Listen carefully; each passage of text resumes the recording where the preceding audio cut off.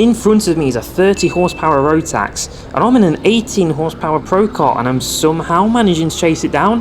Right, how do we end up in this situation then? Well, I invited a few subscribers down here to Lockwell Hill Karting for a Pro Kart shootout with Pro Kart experiences. We all took about 10 minutes each to set a fastest time in order to win a very exclusive prize. With a good mix of karters here, some with owner experience and some without, it should provide a great day out. So let's get to trackside at the start of the day. Hello YouTube and welcome back to another video where today you're joining us at Lockwell Hill Karting, a very obscure track. We've never been here before, but what are we here for? So we're here with Pro Kart Experiences with Jamie who runs it.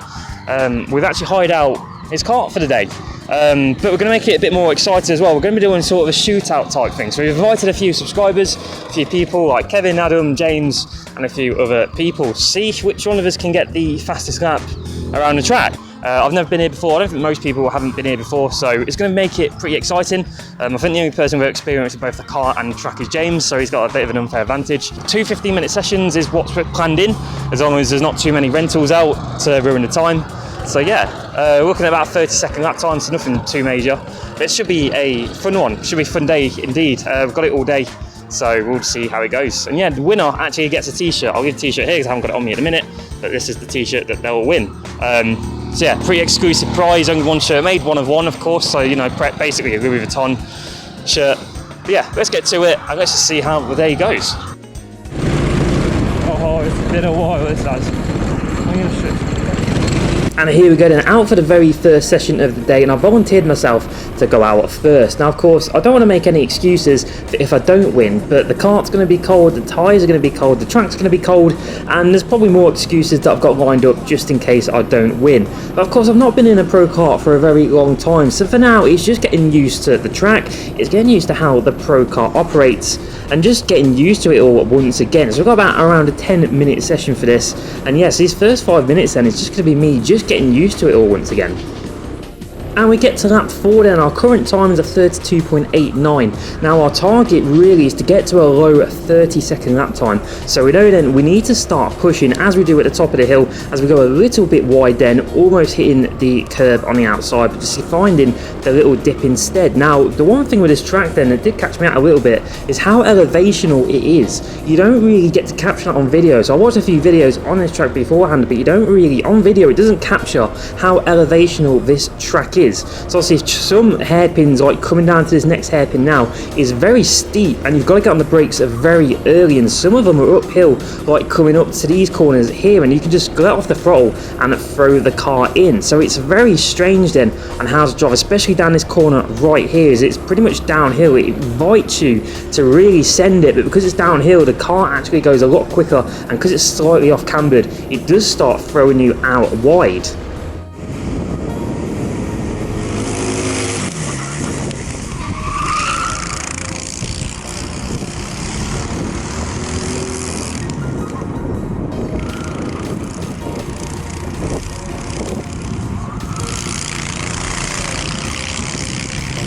And as we come into the end of lap number 10, as it ends up in a 32.24, we start getting frustrated because we really want to get into 31-second lap times. As you can see here then, coming into turn number 1, we go very wide, try and carry a lot more speed in than we can. Now coming up to turn number 2, we know we've ruined the lap at that point at turn 1, so we're just going to try a few different things then, just to see if we can get any quicker around any of the corners. Because like I said, I really want to get into the 31-second lap times. I really want to set a good lap time off the bat and just try and, you know, make everyone else scared a little bit, you know, put the pressure on the rest of the crew.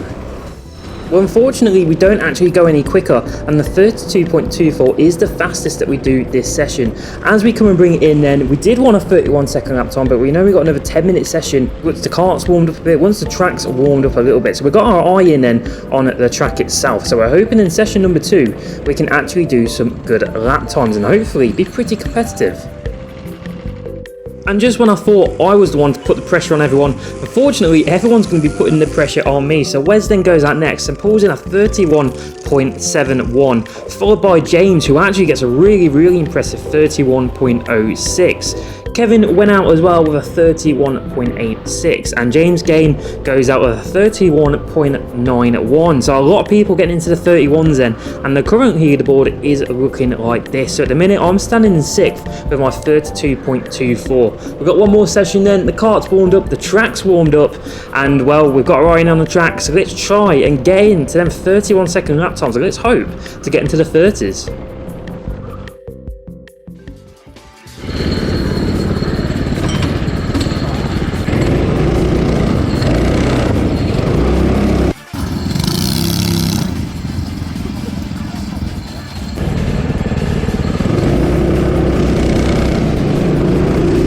And here we go then, much later in the day, we're out for our second session, and we know the track's a lot warmer, we know the kart's a lot warmer, and well, this is our last session to put in a competitive time, so I need to get out there and start putting in some quick lap times and start driving quickly.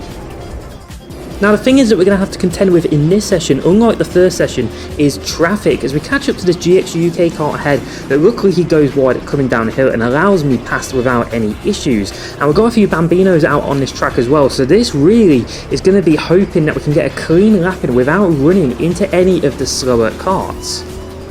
However, I'm not going to have the fastest car out on track, as Wes has also brought his Rotax with him today, and he's out on this session. He's just come out the pits, so he's warming up his Rotax, so I'm coming up right behind him. Now, you'd probably think that a Rotax would start steaming off ahead, which around a normal track, you would be correct, but because Lockwell Hill is quite tight and twisty, it might play into the advantage of the Prokart. With a bit more torque in the Prokart due to its dual engine, it could probably get away from the corners a lot better than the Rotax can. Now obviously down this back straight then, the Rotax just starts disappearing, but right coming up to the corners, I can brake a lot later. As you can see, I'm just all over the back of Wes at the minute, coming around these corners. Now obviously this could play an advantage in my part, because if Wes can get a little bit ahead, well, when he starts building up speed in the Rotax, I'm hoping I can just use Wes as a tow. So obviously down this back straight, it could probably actually shave a few tenths off.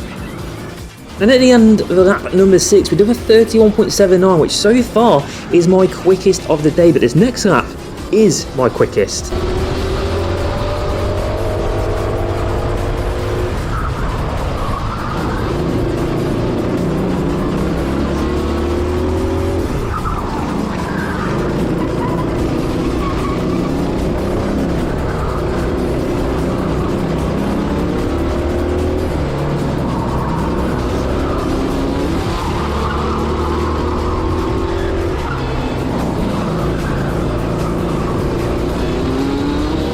And we come in with a 31.40, unfortunately not quite beating James with his 31.06. Now a couple of excuses, we had that Bambino at the top of the hill and it definitely could have made turn 1 better, but of course ifs and buts, we just couldn't quite beat James on the day. Unfortunately, another excuse, he has been here before in this kart, so he has had a bit of experience, so I'm just going to throw that out there. But you see then, we're still behind Wes, but unfortunately we are going to start catching up to a lot of Bambinos, and they're going to start playing a major part now in the rest of the session. And unfortunately I just couldn't quite get another clean lap in. As you can see, we're having to slalom then around the Bambinos, and unfortunately because of this, not only is it slowing down my lap times, Wes is also getting away as well, so unfortunately I can't quite get a toe off Wes anymore. And after a lot of grueling laps of trying to get past all the Bambinos, the checkered flag comes out then for my final session. But where does that put me overall for the day? Well, it actually put me in 4th place, so unfortunately just missing out on a podium position. But a big congratulations then to James, who managed to get 31.06, winning the day on his very first session. And of course Kevin coming second and Wes coming in 3rd.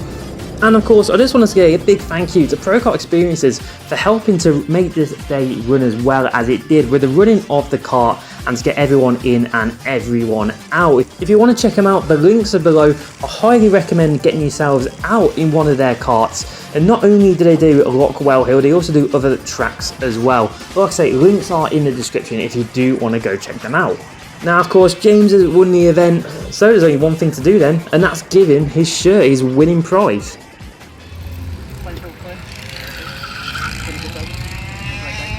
Only do one winner, fortunately, and that's why I practiced before the day. And you leave on that, you couldn't replicate afterwards. Yes, I did. I just signed for RB Racing. I'll be racing Prokart Shootout.